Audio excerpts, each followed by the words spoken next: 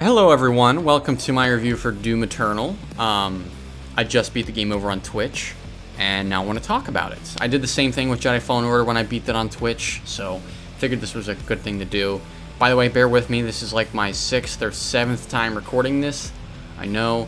Hopefully this is the one. I have a feeling I'm annoying my roommate. I'm not sure.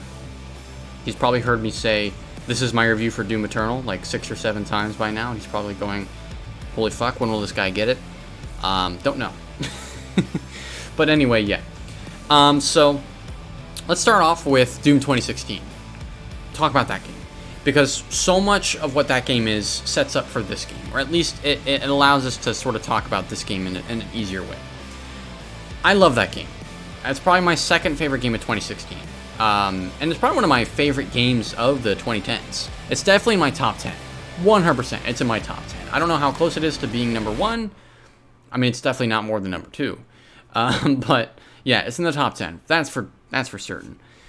I was very excited for Doom Eternal because of Doom. You know, that game does a lot of things really, really well. Very well. Even all these years later, even after other single-player campaigns have come out, such as the Wolfenstein games and whatnot, I still appreciate a lot of things that campaign does. For starters, when that game kicks off, you know, there's a demon invasion on Mars. But it's not out of control yet.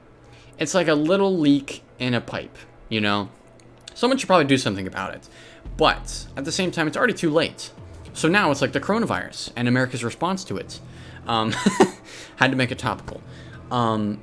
It's too late, and it's going to get out of hand really, really fast. And what's great about that game is you get to witness that threat get worse and worse and worse and worse and worse as the game progresses. And so naturally, as the game is going on, every level, every time the demon invasion steps up and new things are coming through the portal on Mars and threatening life, you go, oh shit, I gotta do something about this. And of course, you're the Doom guy, you're equipped to do something about that. And man, you can do it in a variety of ways. You have lots of weapons, you have glory kills, everything. It's a really well-rounded experience, and it's a really memorable one, too. There's a lot of moments in that game that just really stand out. When you get the BFG is one of them, when you go to Hell to the first time, and when you leave Hell, too, and come back to Mars and see how just fucked it is. That word's going to be used a lot in this review. All those things are really memorable about it. And Mick Gordon's soundtrack, of course, and even the ending.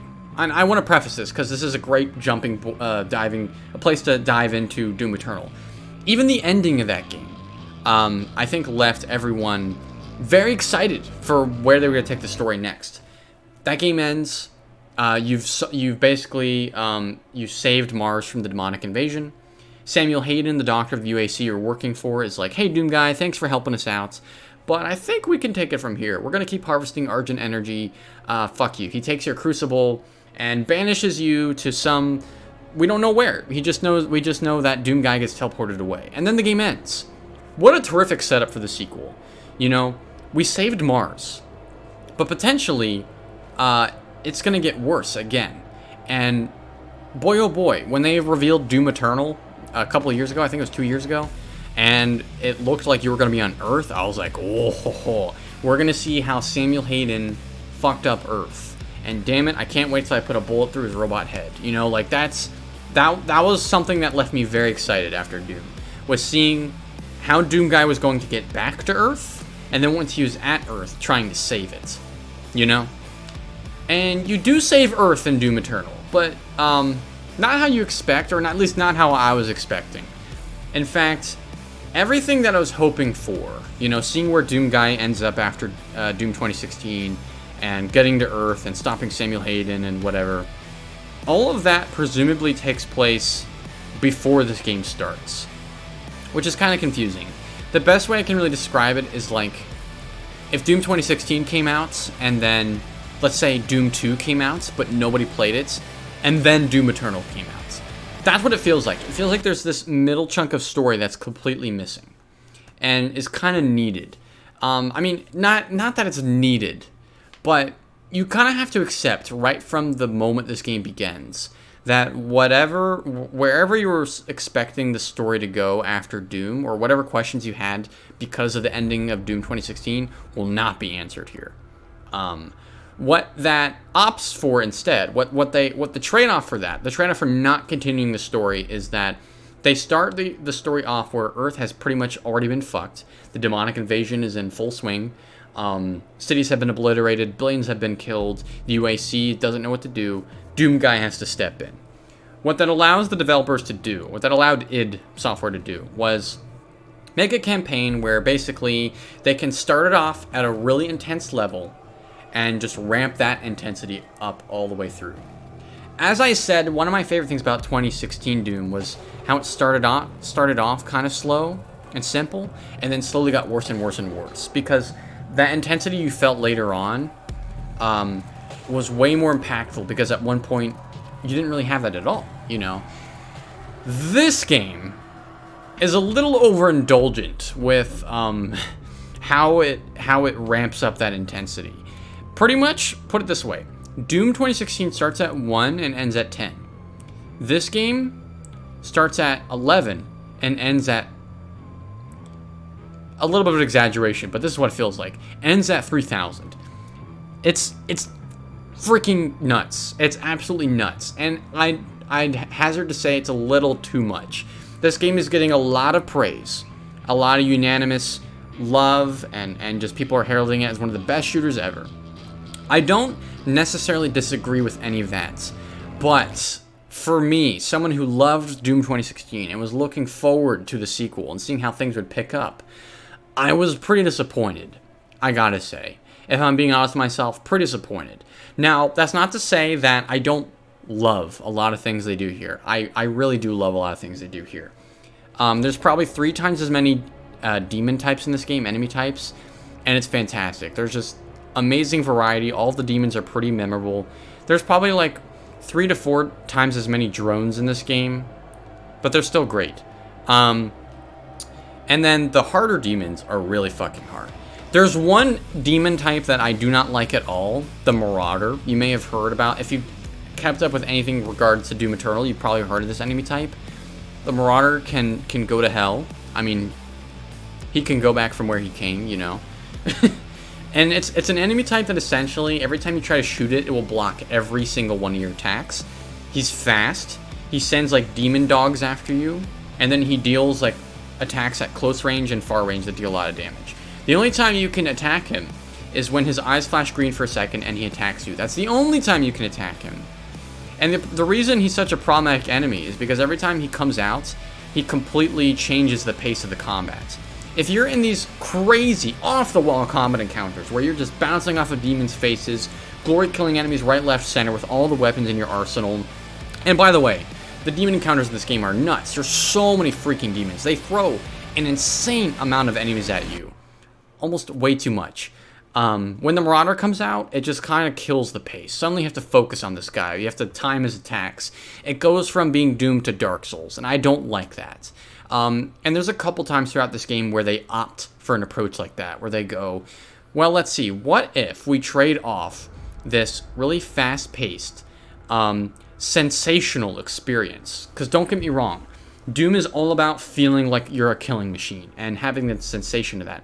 What if we trade that off for like a really timing-oriented encounter that's really paced out, and you have to have very specific, particular strategy to it. I'm not adverse to strategy in a game like this. I think it makes it better, and that's in all aspects of the game. You always have a tactical approach to how you do things. 100%. That's what this game is about. That's why there's upgrades. That's why you have a variety of weapons. That's why there's different enemy types. The game encourages tactical thought. What I don't like is certain enemy types or bosses or encounters that completely switch off the pace of the game. And it's hard for me to describe exactly what I'm talking about without being spoilerly, but basically the Marauder kind of sums it up. That enemy I just described, times where the game has to sort of kill its pace just to throw the most insurmountable challenge it can at you. This happens a lot, I think, especially towards the end, and it gets kind of annoying. And to me, it just kind of demonstrates that you can go too far, you know, that there is too much of a good thing. That's what this game is like. It's like a triple chocolate cake. A chocolate cake with chocolate frosting filled with chocolate. You take a bite out of it, and you go, okay, that's too much. That's what it feels like to play Doom Eternal sometimes. Every single time I've sat down to play this game, my eyes have hurt. At least 30 minutes in the session, my eyes have hurt. First night I was playing this, I was super excited, had it all downloaded, was super pumped to play. 30 minutes in the game, I was yawning, like, constantly. And I can't describe it, I don't know how to explain it other than, and all this might sound like arbitrary things I'm pointing out, but it just underlines what this game is. Like, my very unique problem with this game. It's just such an exhausting experience to an unnecessary degree, and it goes a little too far. I feel like there's a version of this game that could have not gone as far as it could have, and would have been better for it. Would have been a more memorable, more impactful experience. For me, when I think about this game, it's just a bunch of crazy shit, like one after another. It's like if you go to see an action movie and it's nothing but action scene, action scene, action scene. That sounds great on the surface until you realize that there's no moments in between to give it levity. It's just constant exhaustion. The moments of levity that there are like jumping puzzles, and there's a lot of these. And to me, those are other things that the game does that completely kill the pace. They want you to approach these very fast, but I found myself in several situations where I just didn't know where to go. I didn't know how to beat the puzzle, or how to progress forward, or where it wanted me to go. It wasn't always super clear, and sometimes it was a little frustrating. But yeah. Now, all that being said, I have to really respect that id Software sat down and went, we want to give players the most intense, consistently intense FPS experience they've ever had. They did that. They succeeded at that. I don't think that makes for, like, a very terrific game. I don't think it makes for the game, the 10 out of 10 or 9 out of 10 that people have been giving this. To me, this game definitely sits at a strong 8 out of 10. I don't like it as much as Doom 2016, and though it's probably objectively a better designed game. You know, mechanics that were introduced in the first game are repurposed here to be more central to the gameplay. Overall, as an experience, it does not stick with me nearly as well as Doom 2016 does. And coming out at the top of the decade, I would be surprised if this game made my decade list in the same way Doom 2016 did with the last decade. Now, granted, it's 2020. There's 10 years to go, and by golly, this year has already been hard enough as it is, and I can't imagine 10 more years. But I'm just saying, I'm just putting into perspective that this game does not scratch the same itch for me that the previous game did. This is great, but it's too much of, too great, you know. So, that's Doom Eternal. That's my thoughts. I do recommend you play it, bearing in mind everything I just said. If you are ready for the most exhausting, intensive FPS experience ever, beyond intense, almost ridiculously so, go ahead and buy it. If you want something that is not outrunning your brain, you know, outrunning your, just every sense on your body, if you don't want that, don't buy this game. That's what this game does. It will constantly outrun all of your senses. It'll go faster and throw more noises at you and throw more things at you than a human is probably capable of dealing with. At least, that's how I felt. I know there's some people who won't feel that way, but that's how I felt. That's Doom Eternal. Guys, thank you for watching my review. If you enjoyed it, please leave a like and comment. If you have played Doom Eternal, what do you think? And what did you think of my review? Stay tuned for more videos. I'll start uploading my playthrough of Doom Eternal to the to the YouTube very soon. Love you guys. Hope you're all doing well through this pandemic quarantine thing. It sucks for everyone, I think, no matter how it's going. So yeah, thank you all for watching. Hope you're all doing well. I'll talk to you next time. Peace out.